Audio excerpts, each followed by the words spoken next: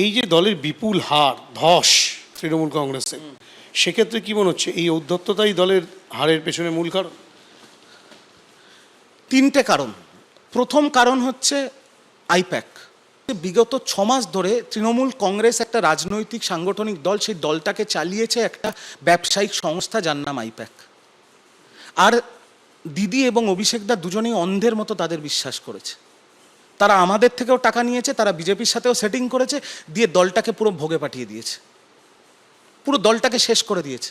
Councillor, panchayat প্রধান, পঞ্চায়েত সমিতির member, জেলা পরিষদের কর্মাধ্যক্ষ, এরা যা অত্যাচার করেছে, এরা সাধারণ মানুষের থেকে যা তোলাবাজি করেছে, তার এটা ফল। আর সর্বোপরি কারণ মহিলা সম্মান।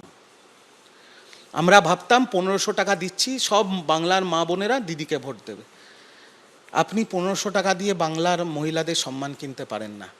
আমি দায়িত্ব নিয়ে বলছি, নিচু স্তরের এই ব্লক সভাপতি এবং তার নিচের স্তরের তৃণমূলের নেতাদের হাতে বাংলার হিন্দু মহিলারা দিনের পর দিন, মাসের পর মাস, বছরের পর বছর অত্যাচারিত। প্রতীক জৈন আমাকে ডেকে বলল, তোমার টিকিট কনফার্ম। কোথার থেকে? ডেবরা, পশ্চিম মেদিনীপুর। প্রতীক জৈনের গোদরেজ ওয়াটার সাইডের অফিসের বাইরে আরেকটা ঘরে বসতো তার একজন সহায়ক, সেও নাকি শীর্ষকর্তা আর্থপাইকের, নাম অর্জুন, পুরো নাম যাই না। সে আমাকে বলল, টিকিটটা কনফার্ম করতে হলে 50 লক্ষ টাকা দিতে হবে। প্রতীক চাইনি কোনোদিন টাকা, 50 লক্ষ টাকা দিতে হবে। বাড়িতে এসে নিজের স্ত্রীকে বলেছি, চোখে জল নিয়ে, আমার স্ত্রী আমার মা তাদের গয়না হাতে তুলে দিয়েছে। পরের দিন সকালবেলা নিজের বিবেককে বোঝাতে পারিনি, তাদের গয়না ফেরত দিয়েছি, মা কালী বাঁচিয়ে নিয়েছে, নইলে আজকে বাড়িতে মুখ দেখাতে পারতাম না। ওরা কি করতো, ধরুন একটা বিধানসভায় 4 জন স্বপ্ন দেখছে বিধায়ক হবে, ওরা 4 জনকেই গিয়ে বলতো তোমরা বিধায়ক হবে, বলে যার কোনো চান্স নেই তার থেকে নিত 20 লাখ টাকা, আর যে হচ্ছে তার থেকে নিত 50 লাখ টাকা।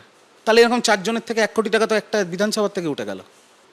তখন আমি পাগলের মতো আমার দলের শীর্ষ নেতৃত্বকে ফোন করেছি ফল ঘোষণার পর, যাতে আমি রক্ষা করুক আমাকে, আমার পরিবারকে বাঁচানোর জন্য। কেউ ফোন ধরেনি। বিজেপির নেতারা ফোন করে জিজ্ঞেস করেছে, কোনো অসুবিধা নেই তো? কেউ বলছে, রিজুদা তুমি ঠিক আছো? কেউ বলছে, রিজু তোর পরিবারে কোনো অসুবিধা নেই তো? আমি তখন বাধ্য হয়ে, আমি ওপেনলি বলছি, মুখপাত্র হওয়ার সুবাদে আর আমার মার দিল্লির পরিচিতিতে, আমি দিল্লির বিজেপির কিছু শীর্ষ নেতৃত্বের সাথে যোগাযোগ করি এবং বঙ্গ বিজেপির কিছু শীর্ষস্থানীয় নেতৃত্বের সাথে যোগাযোগ করি এবং তাদের বলি যে আমার কি বেঁচে থাকার অধিকার নেই? আমার পরিবারের কি বেঁচে থাকার অধিকার নেই আমি তৃণমূল করি বলে? না আমার জীবন জীবিকার অধিকার নেই? আমার চাকরি টাকরিও আপনারা সব নিয়ে নেবেন? আমি কি করব? তখন তারা আমাকে বলেছে, তোমার গায়ে বা তোর গায়ে একটা আঁচড়ও পড়বে না। এবং আমি এটা বলবো, আমার লোকাল বিজেপির বিধায়ক রিতেশ তিওয়ারি, তিনি পুলিশকে ফোন করে স্পষ্টভাবে বলেছে যে রিজুর গায়ে হাত পড়া মানে আমার গায়ে হাত পড়া, এবং আমার পরিবারকে রক্ষা করেছে। তার সাথে লোকাল যে বিজেপির লিডার, মণ্ডল সভাপতি ইত্যাদি তাদের শাখা সংগঠনের নেতৃত্ব। এই সত্যি কথাটা আমি বলেছি বলে আজকে দল থেকে আমি সাসপেন্ডেড। এবিপি আনন্দ, এগিয়ে থাকে, এগিয়ে রাখে।